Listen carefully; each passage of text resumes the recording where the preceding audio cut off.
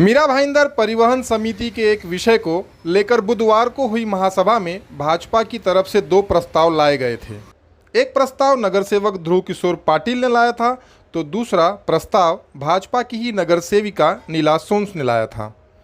नीला सोंस के प्रस्ताव के अनुसार परिवहन समिति के संदर्भ में सभी निर्णय पारदर्शी तरीके से सदन में लिए जाने की बात कही गई थी। वहीं ध्रुव किशोर पाटिल के प्रस्ताव में परिवहन समिति के धोरण निश्चित करने के लिए एक कमेटी के गठन करने की बात कही गई थी। पहले से ही भाजपा दो गुटों में बटी हुई है। इसका नज़ारा कल के महासभा में दिखाई दिया। भाजपा के पूर्व विधायक नरेंद्र मेहता के गुट से बगावत करने वाले बागी गुट को शिवसेना के सदस्यों ने अपना समर्थन भी इसी मुद्दे पर दिया। नीला सोंस का कहना है कि सभी बातों और समस्याओं के निवारण के लिए कमेटी बनाई जाने लगी तो जनता के चुने प्रतिनिधि उनकी समस्या को लेकर कहां जाएंगे। इस बारे में हमने नगर सेवक नीला सोंस व नगर सेवक ध्रुव किशोर पाटिल से बात की। कल जो महासभा में प्रकरण क्रमांक 7 है, परिवहन सेवा को सुचारू रूप से चलाने के लिए धोरणात्मक डिसीजन लेना, जो कि संवैधानिक रूप में सभागृह का अधिकार है। हर जनप्रतिनिधि, क्योंकि ये जनता से जुड़ा हुआ विषय है, ये जो परिवहन सेवा है वो जन जन से जुड़ा हुआ विषय है, तो हर जनप्रतिनिधि अपने क्षेत्र के हिसाब से अपनी राय रखता है, अपनी बात रखता है। लेकिन इसके ऊपर एक ठराव आया था जिसमें ये लिखा गया था कि परिवहन सेवा के लिए कमेटी बनाई जाएगी और वो कमेटी उसका डिसीजन लेगी। और हमने जो अपना ठराव मैंने लिखा था उसमें ये था कि जो भी बातें हैं, क्योंकि हमने देखा था कि लॉकडाउन के काल पे भी ये विषय हाई कोर्ट में गया था, तो कहीं ना कहीं जनता भी इस सेवा से वंचित रही थी। बीच में कई बेचारे मतलब आप कह सकते कामगार हैं जिनको आज तक इस सेवा से सैलरी तक नहीं मिली, जिन्होंने काम किया था। तो हम चाहते थे कि वो सारे विषय सभागृह में आए, क्या परिवहन समिति बोलती है वो विषय सभागृह में आए और हम उसके ऊपर अपने क्षेत्र के हिसाब से, जनहित के हिसाब से अपनी बात रख सके हर नगर सेवक, और उस पर धोरणात्मक निर्णय हो, क्योंकि ये सभागृह का अधिकार है। तो इसी पे हमने अपना विषय रखा था, जिसमें फिर वोटिंग हुई, क्योंकि दो ठराव थे। और वोटिंग प्रक्रिया शुरू होने के बाद, वोटिंग ऑनलाइन लेने के बाद, जिसमें 31 वोटिंग ऑलरेडी हमारे पक्ष में, मतलब इस ठराव के पक्ष में हो चुकी थी, और बिना रिजल्ट अनाउंस किए कई ऑब्जेक्शन लेने के बाद भी जो पीठासीन अधिकारी थे, चाहे वो महापौर थे, उप महापौर थे, कमिश्नर थे, और जो मेन जवाबदार होते हैं सभागृह के लिए, या आप बोल सकते हैं चुनाव प्रक्रिया के लिए जो जवाबदार होते हैं, वो सचिव भी सभागृह छोड़कर चले गए। और करीबन 15 से 20 मिनट तक सभागृह में कोई नहीं था। सबके कमेंट्स आ रहे थे ऑनलाइन में, और फिर वो सभागृह में बाद में आए।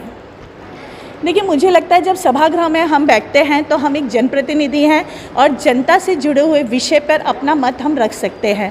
जब ठहराव मैंने रखा, उस ठहराव के समर्थन में अगर 31 लोग थे तो वो 31 अपनी एक सोच रखते हैं, और एक धोरणात्मक विषय के ऊपर मुझे तो लगता है उनको ऑन द स्पॉट बोलना चाहिए कि हम इस बात के लिए हम इस बात का समर्थन करते हैं। जिन्होंने समर्थन, मतलब जो ध्रुव किशोर पाटिल जी ने जो ठराव रखा, वो क्यों एक विशेष कमेटी बना के ही डिसीजन लेना चाहते हैं, वो क्यों पारदर्शिता नहीं लेना चाहते हैं। भारतीय जनता पार्टी पारदर्शिता पर यकीन रखती है, तो वो क्यों नहीं पारदर्शिता के साथ सभागृह में सर्वसहमति से जन सेवा है ये, परिवहन इज अ सेवा, तो परिवहन के विषय के लिए क्यों आप चाहते हो कि कुछ 5 लोग मिलके डिसीजन ले लें। और सबसे बड़ी बात है, आरोग्य के विषय में भी कमेटी बनाई गई। उसके पहले एजुकेशन, कई स्कूल आरक्षण हैं जो कि डेवलप करने हैं, उसके लिए भी कमेटी बनाई गई। अगर हर जगह 5 लोगों की कमेटी बनती है तो नगर सेवक का रोल क्या है, और नगर सेवक की सुनवाई फिर कहाँ पर होगी। नगर सेवक जनता का पक्ष कहाँ रखेगी। कल की हमारी जो महासभा थी वो ऑनलाइन थी, और ऑनलाइन में परिवहन सेवा सुचारू रूप से चलने के लिए एक विषय आया था, और उस विषय में मैंने ठराव पारित किया था, मैंने ठराव रखा था। और 2005 से हमारी मीरा भाईंदर महानगर पालिका ने परिवहन सेवा चालू की थी, और उस समय से मैं नगर सेवक हूँ। तो ये परिवहन सेवा शुरू करने में मेरी अहम भूमिका थी। उस समय मंत्री महोदय गणेश नाइक साहब का जन्मदिन था, और उनके जन्मदिन के मौके पर मीरा भाईंदर म्युनिसिपल कॉर्पोरेशन की ओर से परिवहन सेवा हमने मीरा भाईंदर शहर के नागरिकों के लिए चालू की थी।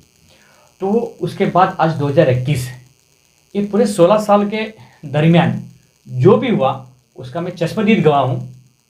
उसकी वजह से मुझे ये सारी चीज़ मालूम है, कितनी बार परिवहन सेवा महानगर पालिका चलाती थी, कितनी बार परिवहन सेवा महानगर पालिका ने किसी और कंपनी को चलाने को दी थी, कितने कॉन्ट्रैक्ट रद्द हुए, कितने कॉन्ट्रैक्ट चालू हुए, पूरी मालूमात मुझे थी। और इसके लिए मैंने ये ठहराव रखा था, ठहराव ऐसा रखा था कि हर बार महानगर पालिका प्रशासन अपने अपने फ़ायदे के हिसाब से धोरण को चेंज करते हैं।